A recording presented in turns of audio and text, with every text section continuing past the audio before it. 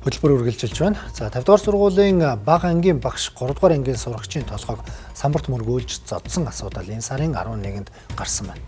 За тухайн багш нь тэтгэвртэй гарсан багш байсан тул хэрэг явдлаас хойш 2 өдрийн дотор ажлаас нь халж хариуцлага тооцсон байна. Задуулсан сурагчийн ээж багш нарыг арга барилаа өөрчилж томчуудаас хүүхэд рүү чиглэсэн дээрлэхэлд боловсролын орчинд гарахгүй байх дээр холбогдох байгууллагуудын анхаарлыг хүслээ. Бичлэгт гарч байгаа үйл явдал Чингэлдээ дүрэгт байрлах 50 дугаар сургуулийн 3 дугаар ангийн нэг бүлэгт болсон иргэ.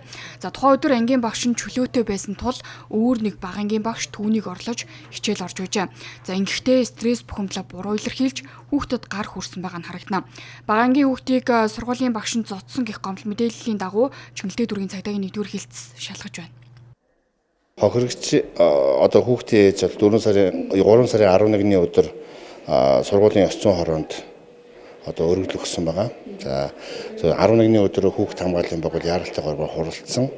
12-ны өдөр ёс зүйн дэд хороол хуралдаад одоо ингээд багш ажилтны ёс зүйн дүрмийн 4-2-ын 2, 5-ын 2, 5-ын 4 гэсэн заалтыг үлж өртсөн байна гэж үзээд одоо шийдвэрээ гаргаад өгсөн байгаа ёс зүйн зөрчил гаргасан байна гэдэг. Эхний уулзалтан дээр бодол ямар нэгэн сэтгэл зүйн зөвлөгөө ч юм уу иймэрхүү байдлаар бол явагдаагүй.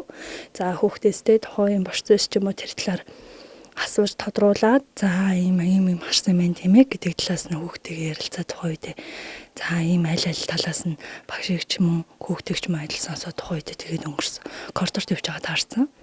Дараа нь яг хүүхдтэй ээжтэй нь уулзаад зорж хүүхдтэй очиж уулзаж уулзалтанд оролцсон байна. За бид нар одоо багшийн ёс зүй, за тэгээ багшийн сэтгэл зүйн байдал те хэрхэн доктортой өөрийгөө сэтгэл зүйн байдлаа хадгалахын те мөн хичээл орохдоо яаж өөрийгөө илэрхийлэх гэдэг зүйлүүд дээр бол төлхөө анхаарад үе шатууд дээрээ сургалт семинар нөлөөлөл үйл ажиллагаануудаа бол тогтмол зохион байгуулалт явуулна гэдэг ийм төлөвлөлттэй байна.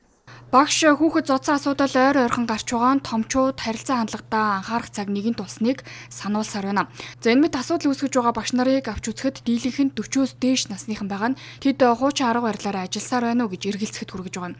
Хэдийгээр аливаа зүйл хоёр талтай ч насанд хүрсэн сургууль хүмүүжүүлэгчид хүүхдэд зөв арга барилаар сануулга шийтгэл оногдуулах нь чухал байна.